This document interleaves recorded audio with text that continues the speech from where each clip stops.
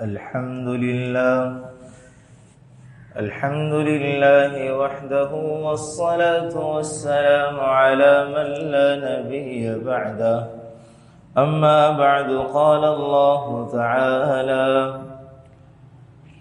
وقالت اليهود يد الله مغلولة غلت أيديهم ولعنوا بما قالوا بل يداه مبسوطتان ينفق كيف يشاء. وقال النبي صلى الله عليه وسلم: من تشبه بقوم فهو منهم، أو كما قال عليه الصلاة والسلام. آمنت بالله صدق الله مولانا العظيم، وصدق رسوله النبي الكريم، ونحن على ذلك من الشاهدين والشاكرين، والحمد لله رب العالمين.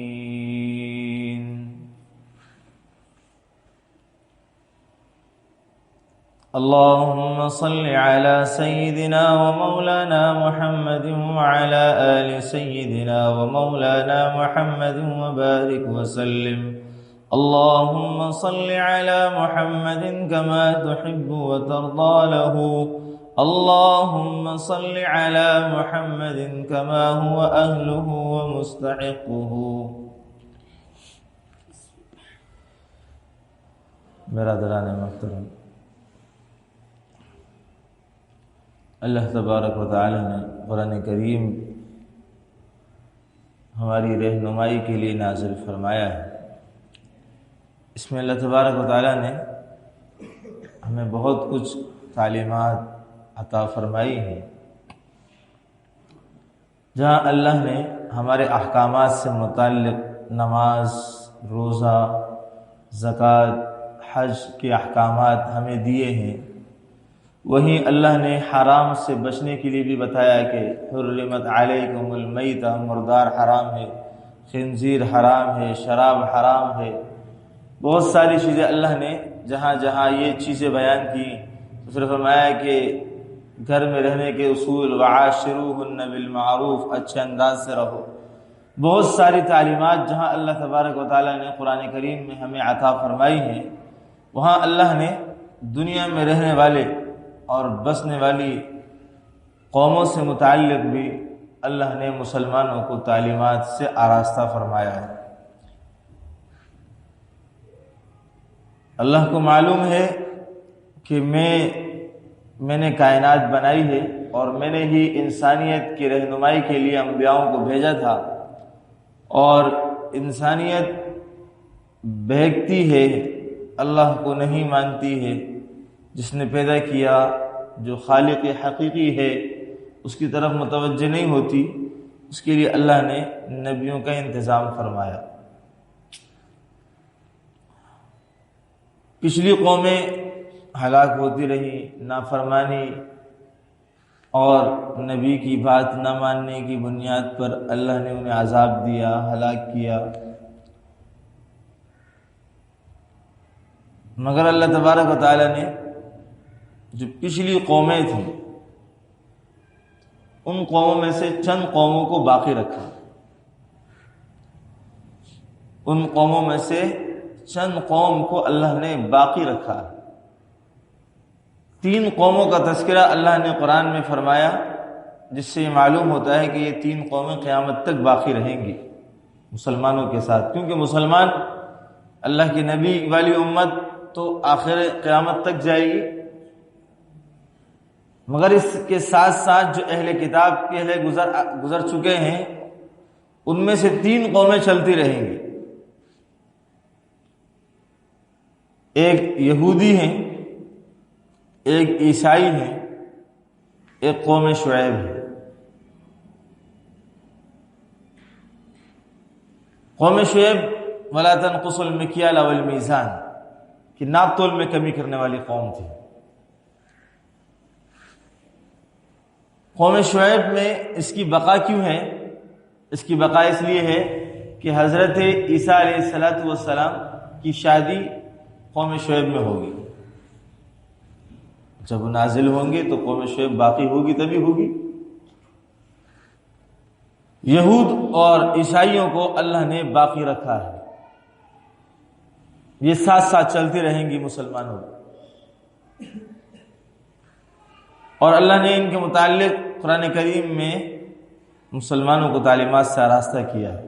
ان کے متعلقات، ان کی تمام خصلتیں، ان کے رذائل، ان کی برے صفات جو انہوں نے اللہ کے ساتھ کیا، نبیوں کے ساتھ کیا، ایمان والوں کے ساتھ کرتے ہیں، ان تمام چیزوں کو اللہ نے قرآن میں بیان فرمایا ہے، تمام چیزوں کو۔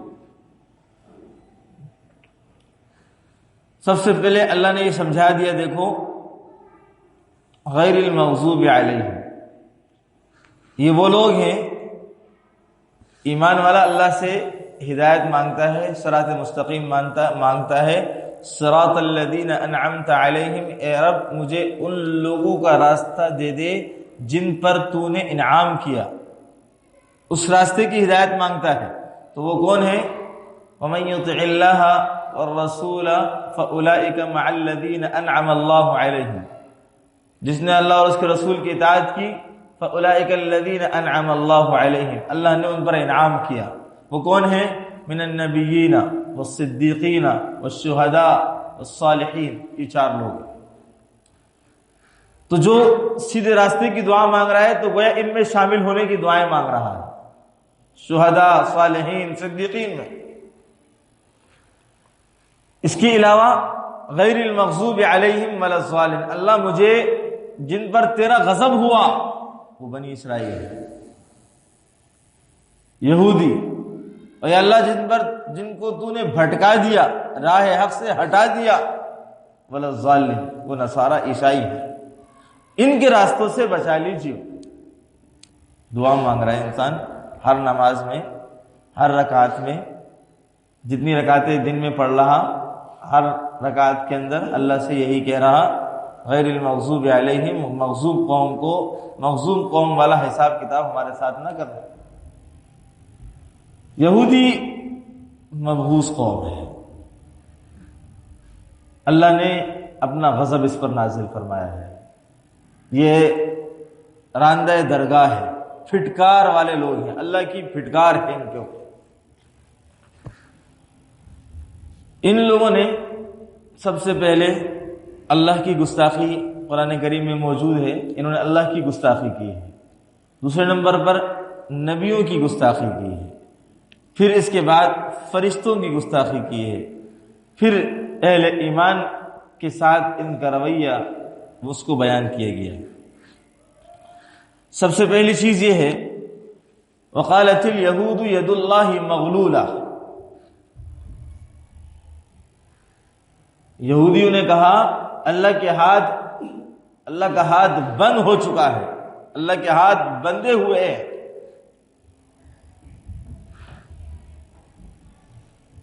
انہوں نے یہ بات اس لیے کہی کہ اللہ نے ان کے اوپر کچھ تنگی ڈال دی، مال و اسباب بند ہو گیا، قحط سالی کچھ شروع ہو گئی۔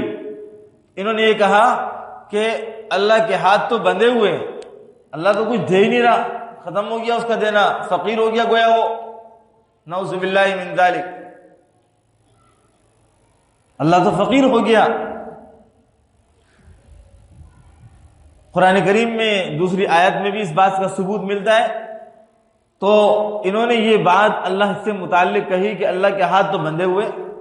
اب ان بیچاروں کو کیا پتا کہ جس دن سے اس نے کائنات کو بنایا ہے اس دن سے لے کر کے آج تک پوری کائنات کا خرچہ، ان کو روزی رزق، ان کا غلہ پیدا کرنا یہ کون کر رہا ہے؟ اتنا جو دنیا میں مسلسل غلہ استعمال ہو رہا ہے اور انسانیت کھا رہی ہے، پی رہی ہے، ہم 2 وقت 3 وقت منڈلا کے کھا رہے ہیں، گھوم رہے ہیں، پھر رہے ہیں، سب چیزیں ہو رہی ہیں، یہ کہاں سے آ رہا ہے؟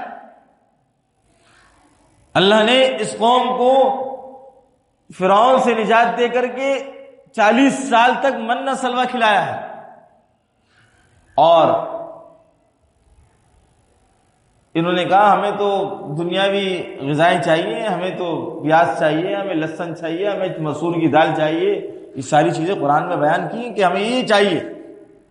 ان بیچاروں کو اتنا نہیں ہوا کہ اللہ نے جس فرعون سے ہمیں نجات دی اس کے ساتھ ہمارا حشر کیا تھا کہ وہ ہماری اولادوں کو بچوں کو قتل کرتا تھا، ہم اف تک نہیں کر سکتے تھے، اس نے ہمارے بچوں کو اور پوری نسلوں کو ختم کر کے رکھ دیا۔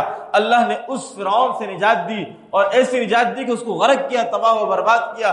تمہیں ایسی جگہ پر رکھا کہ تمہیں نہ کمانا نہ کچھ کرنا، تمہارے جسم پر کپڑے پیدائشی موجود اور تمہارے جسم کے ساتھ تمہارے کپڑے بڑھ رہے اور اس طرح تمہیں من سلوا اتارا جا رہا، صرف تمہیں تمہاری زندگی کا مقصد عبادت ہے، صرف عبادت کرتے جاؤ، کھانا پینا مل رہا ہے اس پر برداشت کرو، نہیں، وہ برداشت نہیں ہوا ان بیچاروں سے۔ اللہ سے کہا کہ اللہ سے نہیں کہا نبی سے کہا، حضرت موسیٰ سے کہا کہ اے موسیٰ اپنے رب سے دعا کرو، گویا اللہ کو ہی نہیں مان رہے، اپنے رب سے دعا کرو، اگر ان کا رب بھی وہی ہوتا تو یہ خود دعا نہ مانگتے۔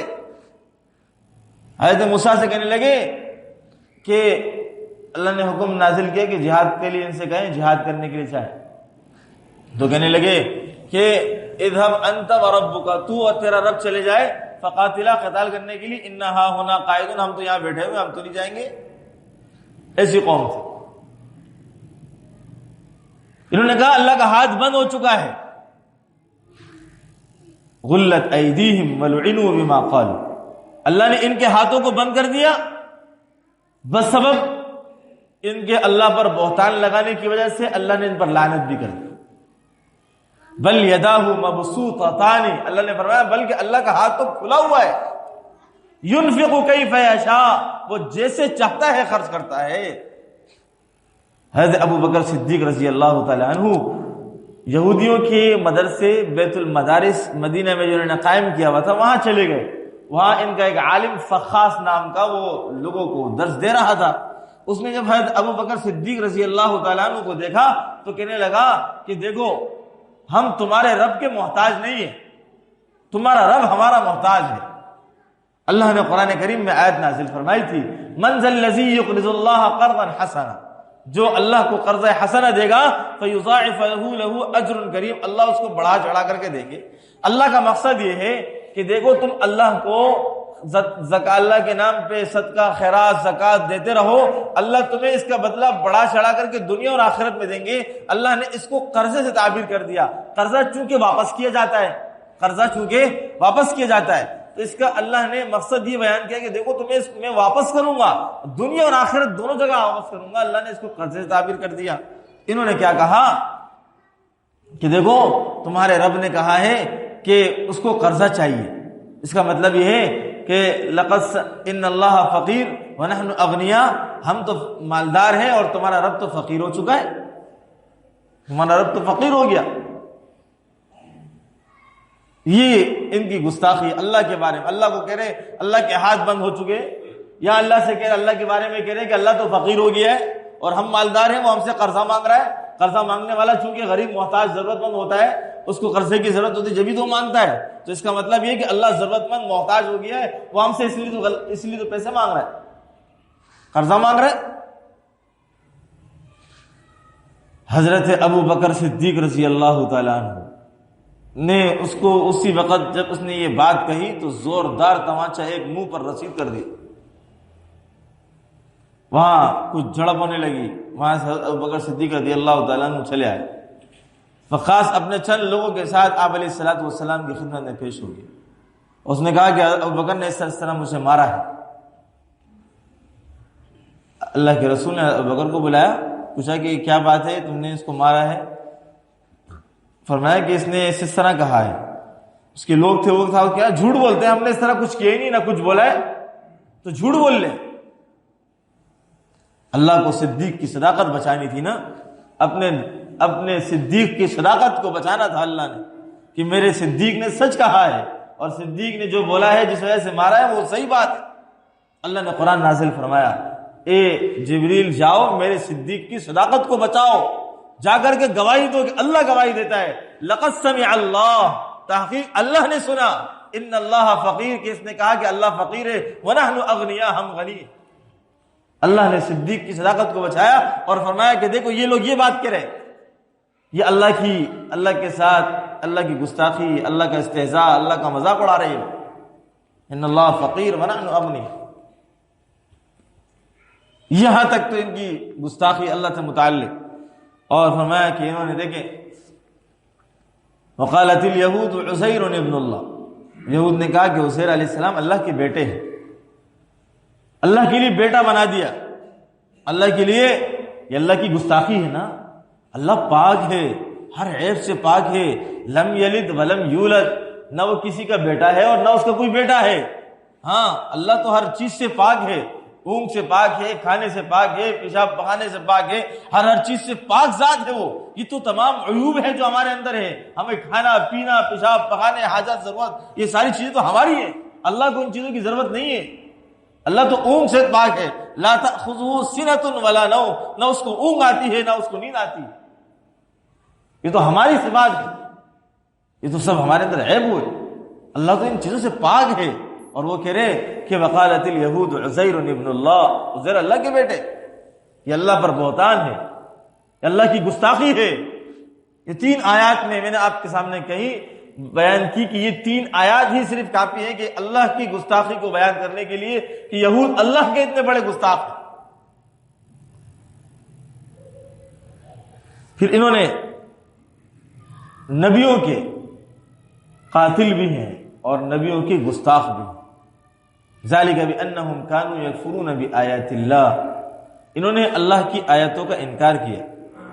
ویقتلون النبیین بغیر الحق، اور ناحق نبیوں کو قتل کیا، ناحق قتل کیا. ایک کوئی وجہ ہوتی ہے نا کسی کو مارنے کی، سزا دینے کی، قتل کرنے کی کوئی وجہ. اس نے ایسا کیا، اس نے اس طرح کیا، میں اس لیے اس کو قتل کر رہا ہوں. نبیوں کو ناحق قتل کیا، اور یہ بھی جانتے تھے کہ ناحق قتل کر رہے. اور ناحق قتل کرنے کی حالت یہ تھی کہ ان کو ناحق قتل کر کے کوئی شرمندگی، کوئی افسوس، کوئی ندامت، کوئی پریشانی کچھ لاحق نہیں ہوتی تھی. فرمایا ایک دن میں 300، صبح کے وقت میں 300 نبیوں کو قتل کیا، جن میں سر فہرست حضرت زکریا علیہ السلام، حضرت یحییٰ علیہ السلام ہے. 300 انبیاءوں کو قتل کیا صبح کے وقت میں، اور شام کے وقت میں، دوپہر کے وقت میں اپنے بازاروں میں سبزیاں خرید و فروخت کر رہے. کوئی پریشانی، کوئی ماتھے پر غم، صدمہ، کچھ بھی نہیں. ایسے قاتل. اب علیہ الصلوۃ والسلام کا فرمان ہے، اس کا مفہوم ہے کہ قیامت کے دن سب سے زیادہ سخت عذاب اس کو دیا جائے گا جس نے کسی نبی کو قتل کیا، یا کسی نبی نے کسی کو قتل کیا. جس نبی نے جس کو قتل کیا اس کو بھی سخت ترین عذاب ہوگا کہ وہ نبی کے ہاتھ سے قتل ہوا. اور جس نے اپنے ماں باپ میں سے کسی کو قتل کیا، اور جس نے علم حاصل کیا اور اس علم سے نفع نہیں اٹھایا، سب سے زیادہ سخت عذاب ان کو دیا جائے. یہ انبیاءوں کے قاتل ہیں. سنکتب ما قالوا وقتلهم الانبیاء،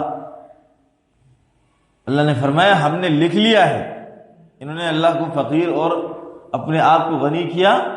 ایک تو یہ بات ہم نے لکھ لی، وقتلهم الانبیاء بغیر حق، انہوں نے نبیوں کو ناحق قتل کیا. اس کے سبب کیا ہوگا؟ ہم ان سے کہیں گے نقول ذوقوا عذاب الحریق، جہنم کا عذاب چکھو. نبیوں کو ناحق قتل کرنا ان کی پرانی صفات میں سے ہے. انہوں نے آپ علیہ الصلوۃ والسلام کو نعوذ باللہ قتل کرنے کی بڑی کوششیں کی. زہر دیا، جادو کیا، اور یہاں تک کہ ایک جگہ بٹھا کر کے پیچھے کی دیوار آپ پر گرانی چاہی. اللہ نے وہاں سے بچا لیا. اور اس سے بھی بات نہ آئے، اپنی ریشہ دوانیوں میں لگے رہے. حال یہ کیا کہ اللہ کے رسول مدینہ میں آ کر آباد ہوئے تو خود تو جو کر سکتے تھے وہ کرتے تھے.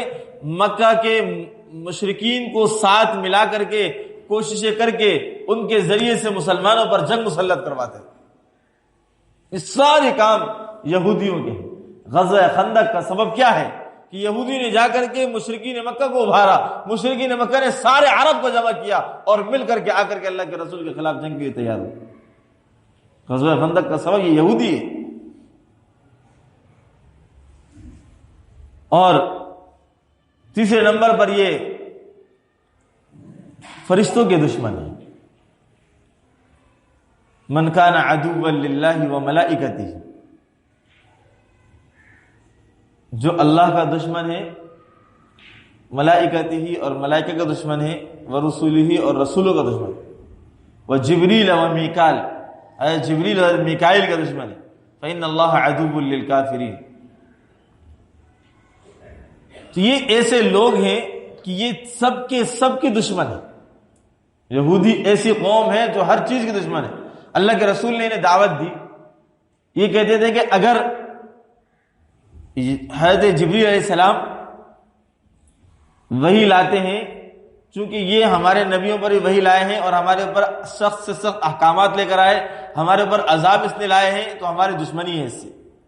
اگر آپ پر اللہ کے رسول نے انہوں نے چند باتیں اللہ کے رسول سے کہی، اللہ کے رسول نے کہا کہ میں جواب دوں گا۔ فرمایا اگر آپ نے ان ساری باتوں کا جواب دے دیا تو ہم آپ پر ایمان لائیں گے۔ اللہ کے رسول تو حریص تھے، تو ساری باتیں شروع ہوئی۔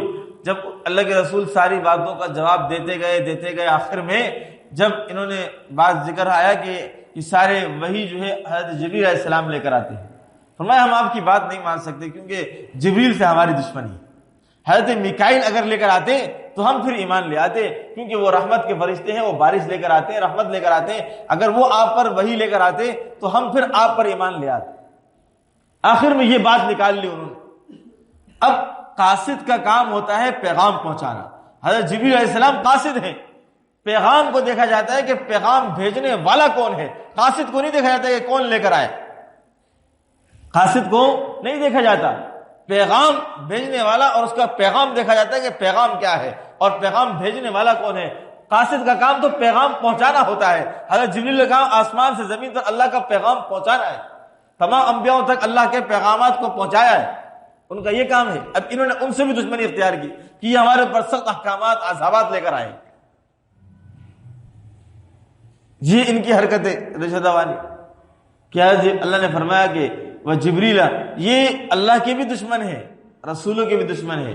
اب چونکہ جبریل علیہ السلام نے ان کے لیے اگر عذابات لے کر آئے، اگر میکائیل علیہ السلام ہوتے تو یہ ان کے بھی دشمن ہوتے۔ تو اللہ نے فرمایا یہ تمام فرشتوں کے بھی دشمن ہے، تمام فرشتوں کے بھی دشمن ہے اور تمام رسولوں کے بھی دشمن ہے، اور اسی طریقے سے یہ اللہ کے گستاخ، نبیوں کے گستاخ اور قاتل ہیں اور فرشتوں کے دشمن ہیں۔ آخر میں فرمایا لَتَجِدَنَّ أَشَدَّ النَّاسِ عَدَاوَةً لِلَّذِينَ آمَنُوا الْيَهُودَ وَالَّذِينَ أَشْرَكُوا، مسلمانوں کے حق میں سب سے زیادہ سخت ترین دشمن آپ جن کو پائیں گے وہ یہودی اور مشرکین ہوں۔ اللہ قرآن میں سب سے زیادہ آپ کے مسلمانوں کے جو سخت ترین دشمن ہوں گے وہ سب سے زیادہ سخت ترین وہ مشرکین اور یہودی ہوں۔ مشرکین مکہ کے حالات آپ نے سنے ہیں، پڑھے ہیں علماء سے کہ کس طرح انہوں نے مسلمانوں کو اذیت پہنچائی، یہاں تک کہ مسلمان پہلی ہجرت کر کے حبشہ جانے پر مجبور ہوئے اور دوسری مرتبہ ہجرت کر کے مدینہ آنے پر مجبور ہوئے، یہاں تک کہ اللہ نے اپنے حبیب کو بھی حکم دے دیا کہ آپ مکہ چھوڑ کر کے مدینہ چلے جائیں۔ اتنی اذیتیں تکالیف انہوں نے پہنچائی۔ ہمارے پڑوسی ملک ہندوستان کے سارے ہندو یہ مشرک ہیں، یہ سارے مشرک ہیں، اور یہ مسلمانوں کے معاملے میں کتنے سخت ہیں آپ جانتے ہیں، کتنے سخت ہیں۔ ان کا کوئی ایک جماعت ہے، تنظیم ہے، اس کا کوئی سربراہ ہے جو ہر وقت مسلمانوں کے خلاف بغاوت، بغض، عداوت بھرتا رہتا ہے۔ یہ مشرک ہے، اتنے سارے دیوتاؤں کو مانتے ہیں اور ساتھ ساتھ اوپر والا کہتے، اوپر والے خدا نہیں کہتے، اللہ نہیں کہتے، اوپر والے کو بھی مانتے، کیونکہ ان کی کتاب دیوی ہیکل کے اندر اوپر والے کا بھی ذکر ہے، اوپر والے کو مانتے تو مشرک ہیں، ساتھ ساتھ اپنے ساری چیزوں کو مان رہے۔ تو یہ لوگ اتنے زیادہ سخت ہیں جس طرح مشرکین مکہ کا حال آپ کے سامنے ہے۔ اور یہود کے بارے میں نے بتایا، یہ لوگ اللہ کے رسول کے ساتھ جو دشمنی اختیار کی انہوں نے، اور فرمایا ایک حدیث کا مفہوم ہے جس میں یہ بات فرمائی گئی کہ اگر یہودی اکیلے کسی مسلمان کے ساتھ ملتا ہے تو اس کا ارادہ اور کوشش یہ ہوتی ہے کہ کسی طریقے سے میں اس مسلمان کو قتل کر دوں، کسی طریقے سے میں اس مسلمان کو قتل کر دوں، اس کی کوشش ہوتی ہے، اس کا ارادہ یہ ہوتا ہے۔ تو یہ اتنی سخت ترین، اتنی مبغوض ترین قوم ہے کہ ہمارے لیے ہر وقت اس کے دل میں بغض بھرا ہوا ہے۔ مسلمانوں کے حق میں یہ دو قومیں، ایک مشرک ایک یہودی، بہت زیادہ سخت، اور ان کی موجودہ حالت آپ دیکھ سکتے ہیں۔ پوری دنیا، دنیاوی قانون ایک اللہ کا قانون۔ اللہ کے رسول نے بھی فرمایا تھا، جب صحابہ کو بھیجتے تھے کسی جنگ کے لیے، معرکے کے لیے، تو فرماتے دیکھو وہاں بوڑھوں کو، بچوں کو، عورتوں کو کچھ نہ کرنا، ان سے تعارض نہ کرنا، جو جوان لڑنے آئے، جو معرکہ جنگ میں آئے، ان سے لڑنا، گھروں میں علاقوں میں گھس کر کے بستیوں کو ویران اجاڑنا نہیں ہے۔ اللہ کے رسول منع فرماتے۔ اور دنیاوی جنگ کا جو اصول ہے اس کے اندر بھی عورتوں، بچوں، بوڑھوں کے لیے قانون ہے کہ ان کو نہ مارا جائے۔ اور آپ کے سامنے یہودی یہ کیا کر رہا ہے، اس کی اپنی شکست ہے بیچارے کی، اس شکست کو چھپانے کے لیے وہ مسلمانوں کے اوپر نہتے عوام پر چڑھ دوڑا ہے اور ہر طرح سے ظلم اور بربریت درندگی پھیلا کر کے اپنی دہشت اور وحشت مسلمانوں پر بٹھانا چاہتا ہے۔ مگر قابل ستائش اور قابل فخر ہے وہ لوگ جو اس کے ظلم سے نہتے ہونے کے باوجود دبنے کے لیے تیار نہیں، نہتے ہونے کے باوجود، مال و دولت کچھ بھی نہیں ہے، اسلحہ جات کچھ بھی نہیں ہے، نہتے ہیں، مگر اس کے باوجود اس سے دبنے کے لیے، اس سے جھکنے کے لیے تیار نہیں۔ ایسا ایمان اللہ نے انہیں دیا، اور وہ اس یہودیت کی ریشہ دوانیوں کو 1943 سے برداشت کرتے ہوئے چلے آ رہے ہیں۔ ان کا ملک فلسطین آدھے سے زیادہ اس نے قبضہ کر لیا، صرف غزہ کا علاقہ باقی رہ گیا بس۔ اللہ کے رسول علیہ الصلوۃ والسلام نے منع فرمایا کہ یہاں تک ان کی مشابہت سے منع کیا، دیکھیں کہ 10 محرم کو یہودی روزہ رکھتے ہیں تو ہم ان کی مشابہت میں مخالفت کریں گے، کیا کہ ایک دن آگے پیچھے کا روزہ ملائیں گے۔ سحری اور افطاری کے اوقات میں اللہ کے رسول نے ان سے مخالفت کی کہ یہ لوگ جلدی سحری کرتے ہیں، ہم تاخیر سے کریں گے، یہ لوگ افطاری دیر سے کرتے ہیں، ہم جلدی کریں گے۔ سب چیزوں میں اللہ کے رسول نے ان سے مخالفت کی اور فرمایا من تشبہ بقوم فہو منہم، جو جس قوم کی مشابہت اختیار کرے گا انہی میں سے اٹھایا جائے۔ تو یہ قوم بڑی غلیظ ترین ہے کہ انہوں نے جس کے جو اللہ کے دشمن ہو، اللہ سے انہوں نے دشمنی مولی ہو، اللہ کی گستاخیاں کی ہو، نبیوں کو قتل کیا ہو، اور پھر فرشتوں کو اپنا دشمن ٹھہرایا ہو، اور پھر مسلمانوں سے متعلق ان کی شدتیں ہمارے سامنے روز روشن کی طرح آیا ہے، روز روشن کی طرح آیا ہے۔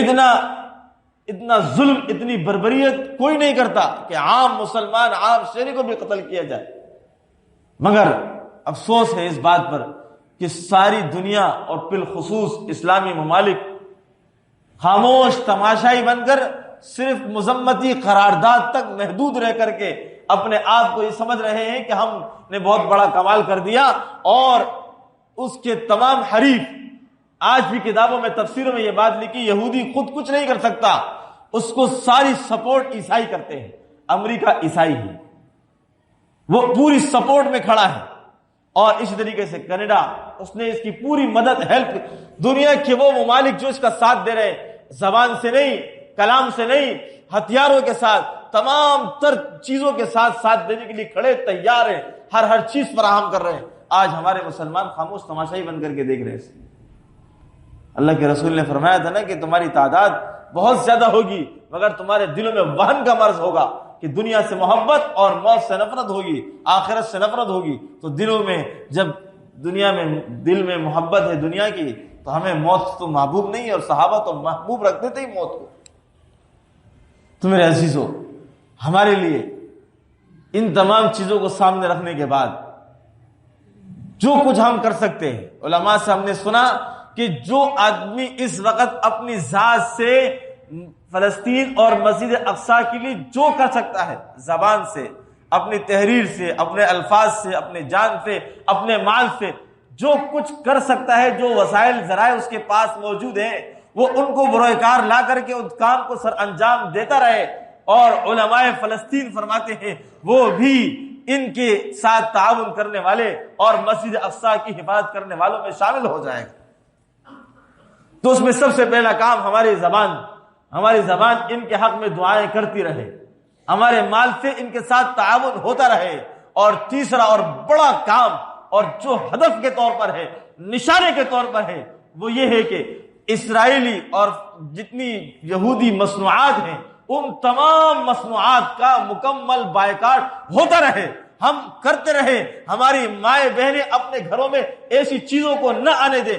اس طرح بچوں کی چیزیں ہیں، پاپڑ ہے، بسکٹ ہے، ان تمام چیزوں کا مکمل بائیکاٹ کیا جائے، یہاں تک کہ بچوں تک کو سمجھایا جائے کہ اس فلسطینی اسرائیلی چیزیں ہیں، یہ ہمارے مسلمانوں کے لیے استعمال کے لیے نہیں ہے، یہ ہمارے لیے، ہمارے مسلمان بھائیوں کو اس کے ذریعے سے قتل کر رہا ہے۔ ایک ایک چیز کا بائیکاٹ کیا جائے، ان چیزوں کا خیال کیا جائے۔ اللہ تبارک و تعالی ہمیں سمجھنے کی اور عمل کرنے کی توفیق نصیب فرمائے۔